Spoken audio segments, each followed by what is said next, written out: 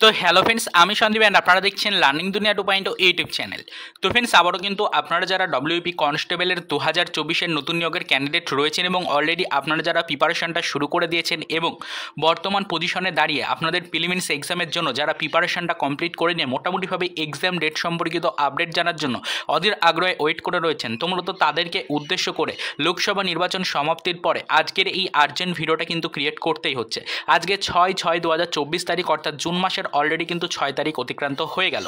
তো বর্তমান পজিশনে দাঁড়িয়ে আমাদের লোকসভা নির্বাচন তো দীর্ঘদিন ধরে চলার কারণে এই নিয়োগ প্রক্রিয়াগুলোর ওপরে সেরকমভাবে কিন্তু কোনো জোর ছিল না এবং এতদিন পর্যন্ত নিয়োগ প্রক্রিয়ায় অবশ্যই এক্সাম রিলেটেড কিন্তু সেরকম কোনো ডেট কিন্তু ঘোষণা করা সম্ভব হয়ে ওঠেনি। তবে যেহেতু নির্বাচন প্রক্রিয়া সমাপ্তি হয়েছে এবং ইতিমধ্যে কিন্তু লোকসভা নির্বাচন প্রক্রিয়া সমাপ্তির পরে আমরা দেখতেই পেয়েছি বেশ কিছু রিক্রুটমেন্টে কিন্তু গতি আসার সম্ভাবক আপডেটও কিন্তু সামনে উঠে এসছে।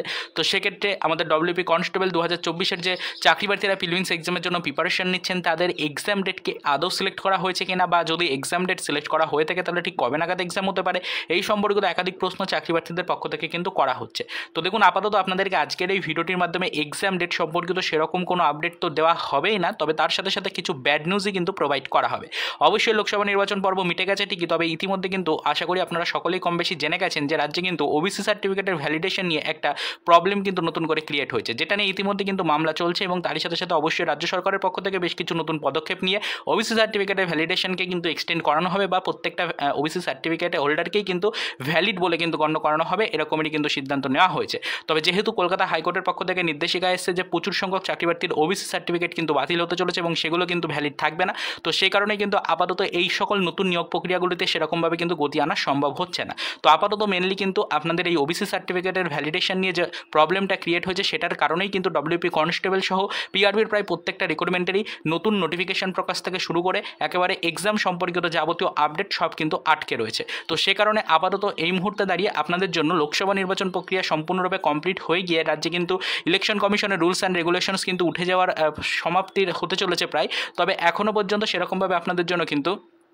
নোটিফিকেশন জারি করার কোনো খবর কিন্তু নেই, অর্থাৎ পিআরবি এখনও পর্যন্ত কোনো ডেট কিন্তু সিলেক্ট করতে পারছে না এবং আপাতত কিন্তু সেই সমস্যাটাই বারবার উঠে আসছে ওবিসি সার্টিফিকেটের ভ্যালিডেশন রিলেটেড। ওবিসি সার্টিফিকেটের ভ্যালিডেশন রিলেটেড যতক্ষণ না পর্যন্ত এই জল্পনা সমাপ্তি হবে ততক্ষণ পর্যন্ত কিন্তু আপনাদের জন্য কোনো নতুন নিয়োগের নোটিফিকেশন কোনো রিক্রুটমেন্ট রিলেটেডই কিন্তু প্রোভাইড করা সম্ভব হবে না এবং তারই পাশাপাশি অবশ্যই এই সকল যে সকল পেন্ডিং রিক্রুটমেন্টগুলো শুরু হয়েছে দীর্ঘদিন ধরে, তো সেই সকল রিক্রুটমেন্টেরও কিন্তু এক্সাম ডেট আপাতত কিন্তু প্রকাশ করা সম্ভব হচ্ছে না। পিআরবি চাইলেও কিন্তু এই সকল নিয়োগ প্রক্রিয়াগুলোকে এগিয়ে নিয়ে যেতে পারবে না এবং বর্তমান রাজ্য সরকারের নির্দেশিকা না পাওয়া পর্যন্ত এই নিয়োগ প্রক্রিয়ায় কিন্তু সেরকমভাবে গতি আনা সম্ভব হবে না। তো আপাতত সব কিন্তু আটকে রয়েছে ওবিসি সার্টিফিকেটের ভ্যালিডেশন সম্পর্কিত এই মামলার কারণেই। তো সেই কারণে আপনাদেরকে এটাই বলতে চাইছি, আপনারা বারবার আমাদেরকে প্রশ্ন করছিলেন যে আপাতত কিন্তু লোকসভা নির্বাচনের কারণে আমাদের এই নিয়োগ প্রক্রিয়াগুলোতে সেরকমভাবে এক্সাম ডেট পড়ছিল না, আমরা সকলেই জেনেছিলাম।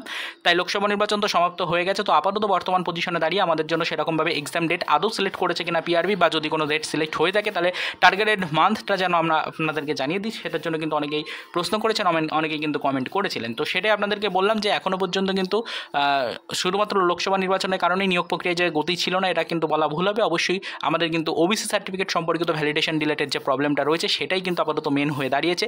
সেই মেন প্রবলেমটার কারণেই কিন্তু আপাতত এই রিক্রুটমেন্ট প্রক্রিয়ায় কোনো এক্সামেরই কিন্তু সেরকম গতি নেই এবং আপাতত কিন্তু এক্সাম ডেটগুলো পিআরবি চাইলেও কিন্তু সিলেক্ট করতে পারছে না। তো এই হচ্ছে বর্তমান পরিস্থিতি। আপাতত কিন্তু ফ্রেন্ডস আপনারা অনেকেই যেহেতু এই বিষয়টা নিয়ে প্রশ্ন করেছিলেন, তাই আজকের এই ছোট্ট ভিডিওটির মাধ্যমে বিষয়টা আপনাদেরকে ক্লিয়ার করে জানিয়ে দেওয়ার চেষ্টা করলাম। আশা করি আপনারা সকলে ডিটেলসটা বুঝতে পারলেন। তো পরবর্তীতে এই বিষয়ের উপর নজরদারি রাখা হচ্ছে, যাবতীয় ডিটেলস ইনফরমেশন কালেক্ট করে আবারও পরবর্তীতে যদি টার্গেটেড কোনো মান্থ আমরা জানতে পারি অবশ্যই সেটা আমাদের চ্যানেলের ভিডিওর মাধ্যমে ডিটেলস আপনাদেরকে আমরা প্রোভাইড করে দেওয়ার চেষ্টা করব। তো আপাতত এই পর্যন্তই, চলুন দেখা হবে নেক্সট ভিডিওতে পরবর্তীতে ডব্লিউপি কনস্টেবল রিলেটেড কিছু আদার্স অফিসিয়াল আপডেটের সাথে।